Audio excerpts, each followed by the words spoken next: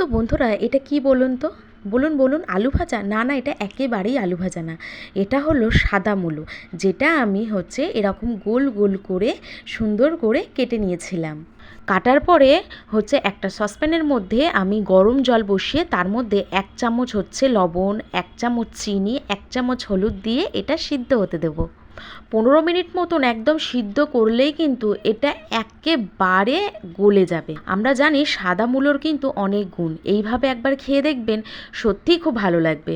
মূলো সিদ্ধ হয়ে গেছে, এবার কিন্তু মূলোর জল ঝরিয়ে রাখবো। তারপর কড়ার সর্ষের তেল গরম হয়ে আসলেই কিন্তু একে একে মূলোগুলো দিয়ে এপিট ওপিট করে সুন্দরভাবে লাল লাল করে ভেজে নিলেই কিন্তু একেবারে সুন্দর একটা কম সময়ের রেসিপি রেডি। আর খেতেও কিন্তু এটা তুখর হয়।